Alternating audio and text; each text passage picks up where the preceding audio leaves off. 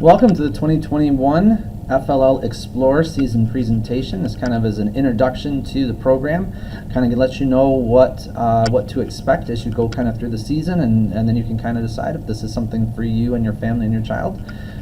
This was formerly known as FLL Jr. You'll still hear me refer to it a lot as FLL Jr. Most of the people do. It was a brand new term last year, but it's actually called FLL Explore now. This is for our kindergarten, first and second graders, so if that's what level your child is, our incoming kindergarten, first and second graders, and if that's the grade your child is going into, then you have come to the right place. A little bit about me. I'm Mr. English. I've been teaching third grade here at Ryan Intermediate for about 16 years. Married to my lovely wife Chris, who's been involved with robotics through our children, Sam and Ben. My son Sam graduated from K about a year ago, still in that job hunt after this kind of crazy COVID year. And then my son Ben was a sophomore, was a freshman at Eastern, and now a sophomore coming into this next school year. Last year, of course, virtual. He was on campus, but attending all his classes virtually. This year, looking forward to attending in person. And a little bit of a change for me, I'm moving into what's called the STEM lab next year. So I'm not going to be a third grade teacher anymore. I'm going to become our STEM teacher here at Ryan Intermediate. Science, technology, engineering, mathematics, a brand new class that's being offered. Going to be treated kind of like a special. We're going to do a program called Project Lead the Way. You're welcome to look that up and see kind of what's involved in it. But all of the students will get that through their classroom teacher, through their classroom kids. As a class, they'll come down to be with me, and we'll do that Project Lead the Way activities, and then there'll be another part that's more of a pull-out program, a little more optional. The first year, almost every kid will get an opportunity to experience it, but after that, it'll be kind of an optional thing that the kids can do if they choose to come down. So we can talk a little more about that and how that's going to work and be offered. If you want, just get in touch with me. We can talk about it, but I want to let you know that that's a change for me. I'm going to become the STEM lab teacher next year. Just want to run you through kind of the programs that are offered through First Robotics here at Gull Lake. We start in kindergarten, first and second grade with FLL Jr, now FLL Explore. And so these kids create this project that we'll talk a little more about later in the presentation. Then they move on at Ryan Intermediate, third, fourth, and fifth grade to FLL, or it's called FLL Challenge now, First Lego League, and so they also build a robot. You'll notice it's a little more complex. The project is a little more complex, and there's a lot more to it. At this level, we start to actually earn team awards, advancements to states, those kinds of things. It really becomes a proper competition. Move on to the middle school. They have what's called First Tech Challenge, FTC. There are 4 teams at the middle school level, consisting of about 8 to 10 kids.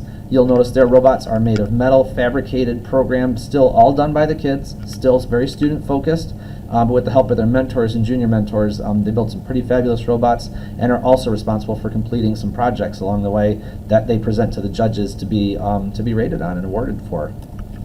And finally, if they continue in the program all the way to high school, they have what's called FRC, or First Robotics Challenge. We only have one high school team. It's quite large, between 20 and 30 kids, depending on what year we're talking about. And there's a lot more to it. It's not just robot building, but they have a marketing team, a safety team, build team, electrical, programming. They have all sorts of teams going into working together to create this entire program that is our high school robotics program, and all of those teams work together to produce the best that they can. And you'll notice this is us at the state competition a couple of years ago. We performed very well that year, and it was a pretty awesome year to be a part of that program. So that's what our high school program kind of looks like. So what about this program? What about FLL Jr, FLL Explore? We had 6 teams last year in our COVID year. Usually we have 8 or 9 teams. They consist of about 4 kids per team. We try to keep it pretty small, and so that we can give the kids a lot of focus, a lot of our attention. There's a lot of team building that goes into this, and so we'll talk a little more about that as we talk about our goals for the program. By the way, I do know some of these kids are a little older than they are in these pictures now. I didn't have time to go through and put in new pictures, so some of these pictures are a couple years older now. So if you know some of these kids, this is them from a little while ago. So as we look at our program, one of the things that's very important to me is that every kid gets a chance to participate. So if a ride is a problem, if finances are a problem, if there's roadblocks to your child participating, but they want to have this opportunity, let's talk about it. Let's try to problem solve. Let's try to figure out what we can do to make it so that this works for your child. So I'd love to make sure that they get an opportunity to do this if they want to. I think it's important that the kids are having fun. They're excited about coming to practice. They're excited about being with their team members. They're excited about learning robotics and learning programming and learning about our real world problem that we're investigating and solving for that particular year. So that's important to me that they're excited to do this with us. I want them to demonstrate some creativity. That's a big part of FIRST. Thinking outside the box, thinking about something totally off the wall, coming up with their own solutions. That's what this is really all about, giving them an opportunity and an outlet for that creativity that sometimes they don't get a real opportunity to do. I want to make sure that they're focused on teamwork. We want to make sure to include everyone in our team. We want to make sure that ideas are explored. We want to make sure that everyone feels included, so we want to have some good teamwork together. Cooperation, making sure we're working together as we go through our problem solving, and of course, problem solving itself. That creativity, that thinking outside the box, that how could we do this that maybe isn't quite the obvious choice, but you know what, it really works pretty well. What's not on the list for us? What don't I focus on? I don't focus on awards. I don't focus on getting the highest score at any level, either here or at FLL when they get to Ryan Intermediate. Now, at this level, and I totally am on board with this, at our K1-2 level, every team wins a particular award. So when they come to their competition, they're going to walk away feeling very successful, and I think that makes a lot of sense for this age level. When they get to FLL at Ryan Intermediate, the awards are actually based on teams, and not everyone will walk away with a trophy, and not everyone walks away with an award. It becomes a competition proper once they get to Ryan Intermediate. But at this level, at K1-2, everyone comes, they show the judges what they've learned, they show the judges what they know, and they walk away with that successful feeling that they've really produced something special, because they have. But I never feel like it should be all about winning, even at the Ryan level. That's not what this is about. This is about those things I just showed on the last slide, those goals, the teamwork, the cooperation, the creativity. And if we can walk away with that, we can walk away with our heads held high and a lot of pride that we did the best that we could. I do feel strongly that if we do those things, that success will be a byproduct, that we will be successful as a program if we continue to hold those goals and put those at the forefront. So what do? What's an FLL team do during the course of a season? We learn about a topic. Last year it was about being active. So we learn about places that people were active, places that people weren't active. How could we get people to be more active? We really explored that topic in a lot of different ways. And then after we've learned about that topic, we apply that topic to building something. And that something has to have at least one programmed moving part, which sounds maybe easy, but it becomes a challenge for these kids about how to program. So they're learning about programming, they're learning about moving parts, and they're learning about that topic and applying it to building something. Last year, my crew built a type of obstacle course to try to get kids active. And the obstacle course had some moving obstacles for the people to dodge and move around. So that's kind of how it worked last year for our team. Every team does something different, but they get to explore and figure out what they want to do. But they ultimately build something, and they have to create also a show me board. The show me board is exactly what it sounds like. It's showing the judges what they've learned along the way, showing the judges how they've worked together as a team, how they've done things together, how they've put this project together, and what they've learned along the way. And so those two things together become their project. You can see that this is at a competition a couple years ago. It was virtual last year, but this year it's the year before that we were in person, and those kids got to show off their show me board and what have you. So that was pretty awesome. The programming kind of looks like this. It's drag and drop, so they drag up some blocks and they have some adjustments. They can move the numbers around to have the timing a little bit different. And so we really put together a pretty good program so the kids can create that moving part. What about a commitment? What does it look like to be on a FIRST LEGO League team? You would have an hour and a half to 2 hour practice each week. So we usually practice once a week. As we get closer to competition, sometimes we bump it up to twice a week, and we would talk about that at that time, but usually it's once a week. for about an hour and a half to 2 hours. At this point, practices will probably be here at Ryan, although that's up for discussion. We're still working on exactly where and how practices work for FLL Jr. because it's hard to get the kids here to Ryan Intermediate. There's no bus that goes from the elementaries back to Ryan. So we're still working on exactly how practices will go, but we'll talk about that once we form teams and exactly how those teams can meet and where they can meet. Practices could be right after school, they could be before school, they could be later in the evening. There's a couple of different options for how these kids could meet and when they could meet. Practices will go until mid-November to early December. We'll have our competition. That happens on a Saturday. It's kind of midday, usually starts around 10, ends around 2, something like that. We won't know the exact date of the competition until a lot closer to competition, probably late October. So I will make sure to keep you in the loop on that process as we try to select that competition day. But we don't always have a lot of control over exactly which day it is, and so we'll keep you in the loop on as we try to choose that day. What does it take to make a successful program? It takes commitment from the kids. They've got to be at practice. This is not something that they can wake up in the morning and go, you know what, I don't feel like going to robotics today. Oh, okay, honey, you don't have to go. No. This is a commitment that they've made to their teammates and their coaches, and so it's important for them to be at every practice. Totally understand, of course, there are going to be sometimes things that get in the way. They might get sick, family emergencies, or other commitments that kind of come and go on a very random basis. But for the most part, these kids should be here. I expect them to make at least 80% of their meetings. So that's the vast majority of them. And so basically, if they can be there, they should be there. And if you're not going to make a meeting, it would be expected that you would connect with the coach and let them know that that child's not going to be there that day, what's going on, and that they'll be there hopefully the following week. We do have to do a little bit of fundraising. In years past, we've talked about $300 per team. It might not be that much this coming year. We're sitting in pretty good shape as far as funding. So we'll talk a little bit more about that once our teams are formed and how that kind of looks. I need parent help. Everything is run by volunteers. I'm a volunteer. I do not get paid through the school. I do not get paid through FIRST. I'm a volunteer. All the coaches are volunteers. Everybody that's at the competitions are volunteers. Nobody gets paid to kind of run this. And so we need some parent help for each team. So what does that look like?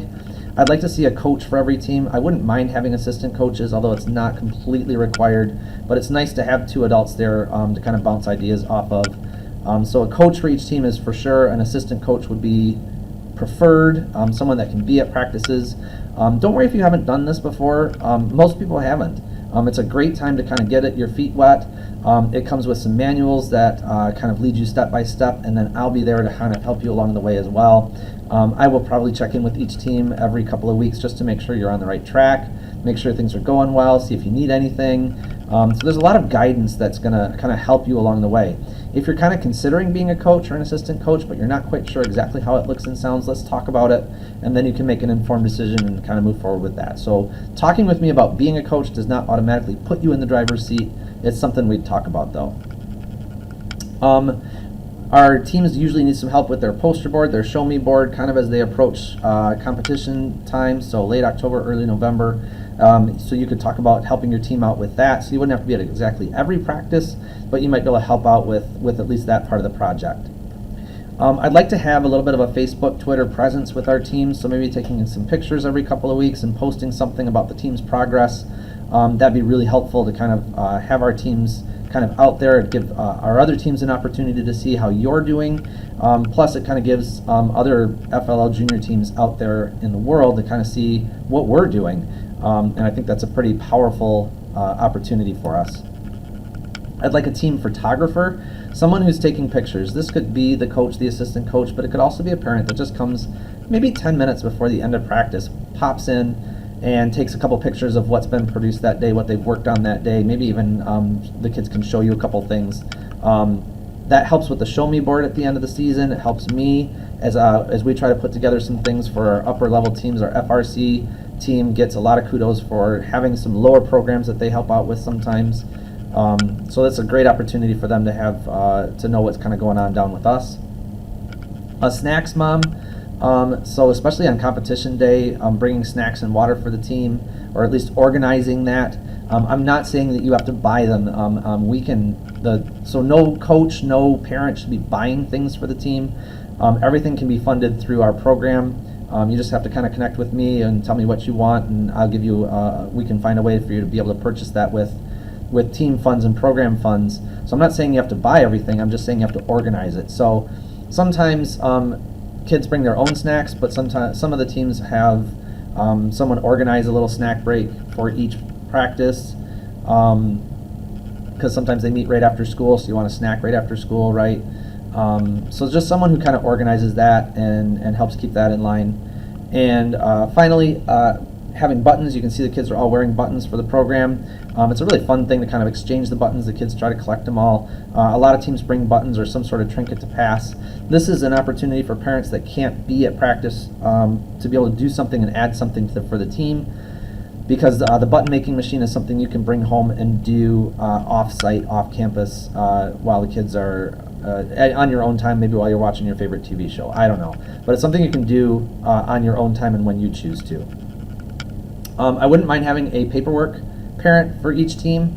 I think that goes a long way, so I can just hand paperwork to one team member and I know that it's going to get filled out. There's not a ton of paperwork, but every kid needs a consent and release form filled out.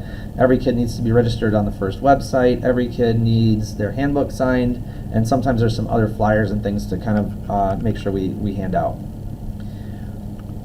How are teams formed? A little bit has to do with what team you were on last year, what your teammates were last year, how well did you all work together. So that becomes one of the ways we kind of look at forming teams. Do you have any brothers or sisters? Some parents want their brothers and sisters to be on the same team. Sometimes they want them on different teams. And that's a choice you can make as a parent. And we'll support you both ways. So you'll have an opportunity to kind of share that and let us know how you want to do that. Sometimes we can take into account what times teams are and team members are available if we know that ahead of time. A lot of times when we're making the teams, though, you guys don't know your schedules coming up. So that's sometimes works, sometimes doesn't.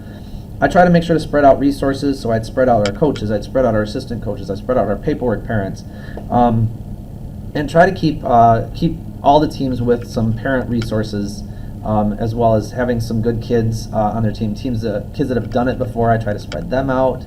I try to have a mix of kindergarten, first, and second graders on a team so that the upper level kids can support the lower level kids. So try to just kind of spread things out. Which brings me to my last one. What about friends on a team? You are welcome to let me know that your little boy or little girl would like to be on a team with someone else, and I will take that into account. But I'm a little leery of they have to be on a team with this other kid or they don't want to do it. Because I get real concerned with that, because then it sounds to me like they just want to spend some time with their friends and they're not really there for the robotics part of it. So I get a little leery of that. So, but you're welcome to let me know kind of where your kid stands, and if they have a buddy that they want to do it with, I'm happy to kind of take a look at that. Do I take it into account? Yes. Do I promise they're going to be on a team together? No. And if that's a make or break kind of thing, then maybe we need to consider, is this really a good program for your child? So how do I sign up? You can go to our website, bit.ly/RyanFLL. There's a sign up information there. There's also a link. I've started making a FLL Jr. site, so I also have a link to that on there, but it may not be as robust as the FLL site.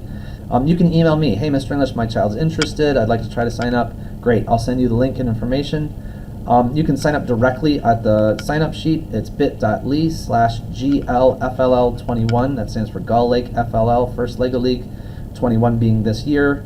That's all capital letters, GLFLL21, all caps. We'll take you straight to the sign up sheet. After you sign up, at some point I will send you some information about our next steps, including how to pay our registration fee, team handbook, and how we're going to start to choose teams and when those teams are going to get chosen. So if you have questions for me, I do want to talk real quick about COVID. I don't think I missed that on the slides. So last year it was virtual, and I know that it was a bit of a challenge for a lot of kids. Can I promise that this year's going to be in person? Of course not. This is COVID. It's going to do what it's going to do, and we're going to have to react to it however we react to it. But I can tell you what our plan is for now. Our plan is to be in person this year. Our plan is to have practices in person. Our plan is to have competitions in person. Our plan is to do as much as we can that way. We are going to follow the Gull Lake sports model. So whatever the indoor sports are doing, that's what we're going to do. So if the indoor sports decide that they have to go virtual or they have to stop, we're going to stop and go virtual as well. I don't really see that happening, but again, my foggy crystal ball is just what I'm guessing. I don't know what's going to happen, but we will follow whatever that is. Are we going to have to wear masks? I have no idea. I really don't. It's going to be whatever they've decided for our sports teams. If they're requiring masks for indoor non-contact sports, then that's what we're going to follow as well. So I don't know what's going to happen with that. So that's just kind of where we're at. You're welcome to ask me some questions. I'll try to give you the best answer that I can. But like I said, I can't predict the future. I can't promise exactly what's going to happen. All I can tell you is what I think is going to happen, and we're going to do the best we can to keep the kids as safe as we can while still having the best program that we can have. So we'll wrap up. That's my email, penglish@gullakecs.org. Make sure to get 3 L's in there if you're emailing me, GULLLAKECS, communityschools.org. Our sign-up sheet link is there. Our FLL webpage is there. Thanks again for your time. I appreciate it. And if you have any questions, let me know. Thanks a lot.